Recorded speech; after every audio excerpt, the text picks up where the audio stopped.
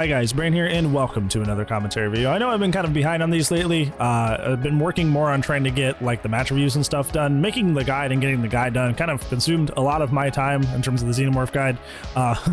So I'm a little bit behind on a little bit of the editing stuff, so I'm sorry if the commentary videos have been a little bit short. As I explained earlier, I also moved, which is why the background's different.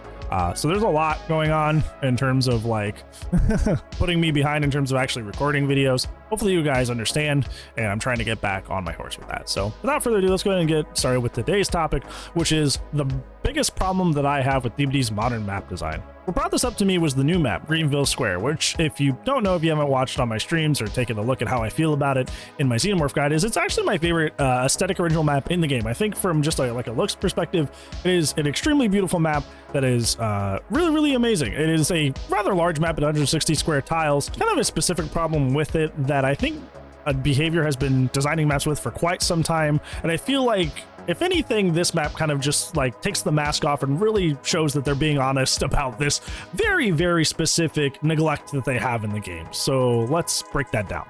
I think the problem with DBD's modern map design is that there is an entire slew of killers in Dead by Daylight that are only M1 killers. If you're not familiar with that term, M1 killers basically means that their attacks end in M1s rudimentarily, but generally means that they don't have a very strong anti-chase power, or if they have an anti-chase power, their anti-chase power is fairly weak. When you think of M1 killers, think of characters like Trapper, like Wraith, like Ghostface, like Freddy.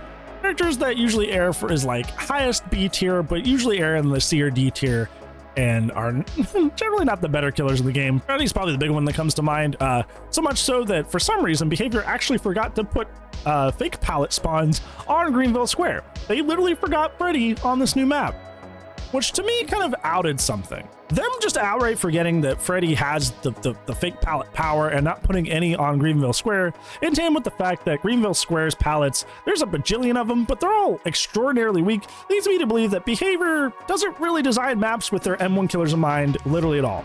And as soon as you start thinking about that, you start back going through the recent map designs, you're like, oh, that's why everything sucks. That's why Garden of Joy has a big God window and a God palette on the same porch on the same loop. That's why with like Toba Landing, with Nostromo, despite the fact that there may not be a super high palette count, all of the resources are super close together, they're super bunched up, and it's because what Behavior is trying to do is essentially prepare for very aggressive anti-chase killers. They're trying to prepare for the M2 killers. So what they're doing is they're beefing up main buildings, they're beefing up the amount of pallets, they're beefing up the proximity of resources together, that way survivors can tie them together better. But the problem is by doing this, by plotting specifically for a character like Xenomorph that can tail attack over a loop, or plotting for a character like the Unknown who could just wallbang you, you're kind of leaving the M1 killers up a creek without a paddle, because I have faced plenty of M1 killers on the Greenville Square already, and I've noticed that characters like Ghostface really suffer on this map, because whereas any other killer in the situation with all the pallets in the middle, even somebody like Doctor just shocks, prevents the pallet drop. Somebody like Myers, somebody like Freddy, what do you even do in this situation when there's just a bajillion pallets that they themselves can't really circumvent? Through any other killer like Huntress, like Trickster, like Deathslinger, you just shoot up over the pallet, call it a day.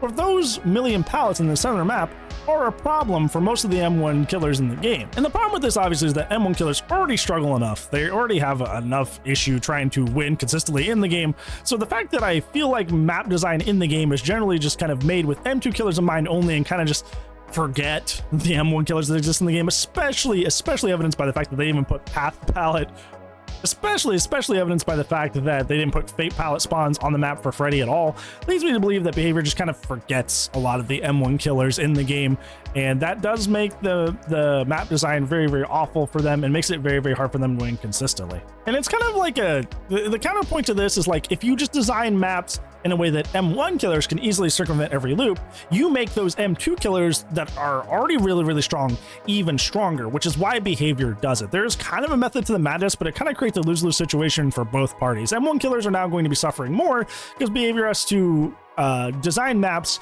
based on these very, very oppressive anti-chase powers. What if they don't and choose to make it, viable for an M1 killer to actually play on this map? The M2 killers are going to be way stronger, and they're already some of the strongest characters in the game, which is, if you haven't heard of the familiar term with that, that's called bottlenecking. You've probably heard that specifically with Nurse, who ignores all loops in the game, but bottlenecking is a thing with Dead by Daylight in general, and while anti-chase killer powers are very, very nice, obviously I main one of those, they do create a very, very perplexing conundrum when it comes to designing maps. So yeah, what do you think? Do you think there's a bigger problem with modern DBD map design? Let me know down in the comments below. But that's gonna be it for today's video, friends. Thank you so much for watching. But I do upload daily, so we'll see you tomorrow. But if I do not, I will see you when I see you. Goodbye.